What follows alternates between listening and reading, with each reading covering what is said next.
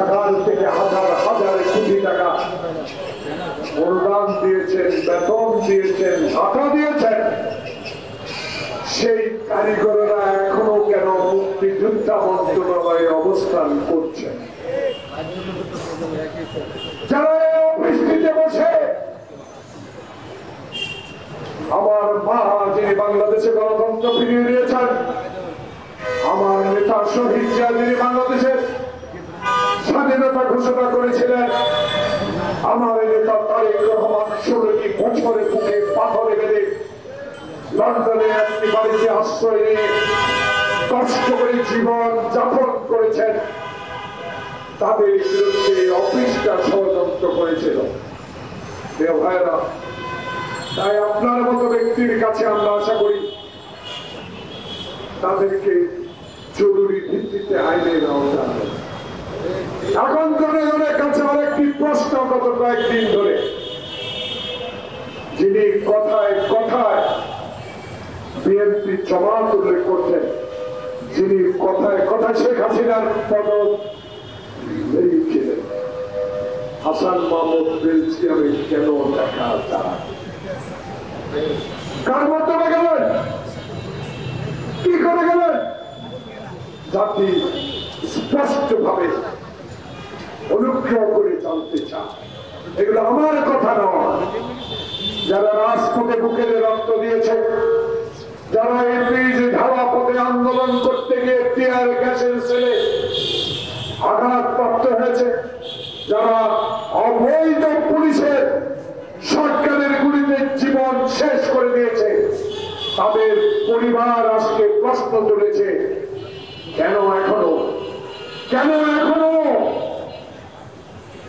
এই ষড়যন্ত্রকারীদেরকে আইনের আওতা আনা হচ্ছে?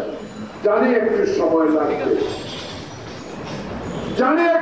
লাগবে, সেই সময় তো আমার নেতা মির্জা ফখরুল ইসলাম আলমগীর দিয়েছে, আমার নেতা তারেক রহমান দিয়েছে। তাই বলে যারা আবু সাহেবকে গুলি করেছে, তারা বহাল থাকলে, এখনো সেই পুলিশ যদি এখনো চাকরিতে বহাল থাকে, তাহলে তো আমাদের একটু মনে কষ্ট থাকবে। প্রতিবাদের এই অনুষ্ঠানে আমি বলতে চাই, জনগণের দাবি, আমি গ্রামে থাকি, গত 15 দিন বন্যায় শহর বেঁচে গেছে। বন্যার্থ মানুষের কাছে যখন রিলিফ নিয়ে যায়, রিলিফ দেওয়ার আগে বলে হাসিনার ষড়যন্ত্রকারীরা কি গ্রেফতার হয়েছে? দেখেন, শত কষ্টের পরে আসল কথা বলার চেষ্টা করে বাংলাদেশটাকে বিক্রি করে দিয়েছেন। যে এমপি এক কাপ চা খাওয়ার পয়সা ছিল না, যে ব্যবসায়ীরা সেদিন মিরপুরের সংসদ সদস্য বলেছিল, যারা চা দোকানে বসে আমার থেকে এক কাপ চা খেত, তারা আজকে ব্যাংকের মালিক।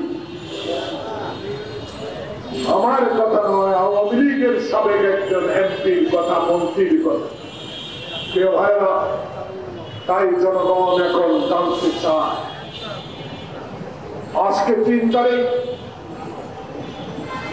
এত মামলার পরও কেন এখনো শেখ হাসিনার পরিবারের সদস্যদেরকে একজনকে গ্রেফতার করতে পারলেন না?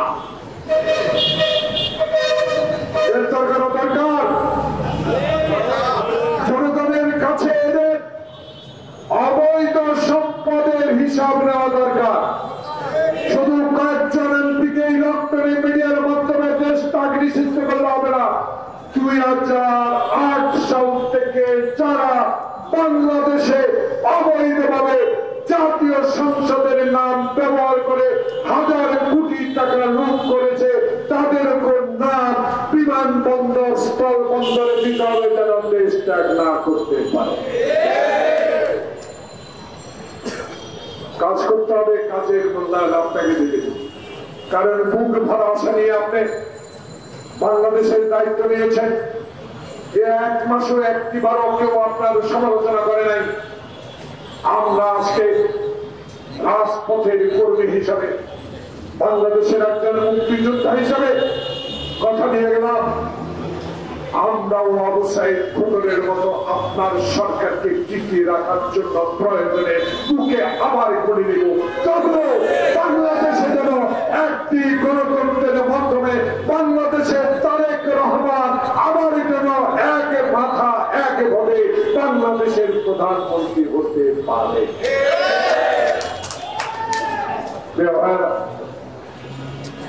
তাই আজকে প্রতিবাদের এই অনুষ্ঠানে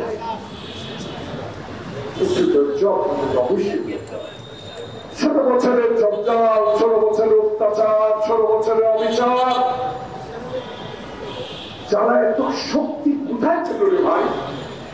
বিশ্বের সবচেয়ে ধনী দেশ, গণতান্ত্রিক দেশ আমেরিকার অ্যাম্বাসেডারের গায়ে হাত তুলতে পারে না। সে অহংকার হাসিনার শেষ। কিছু কিছু লোকের কথা শুনলাম ইউটিউবে, এখনো ঘুরে শেখ হাসিনার শেষ মুহূর্তে গিয়ে তার বাসায় বলেছেন, আমরা পাবলিকের টাকা লুট করেছি, আমরা চিনির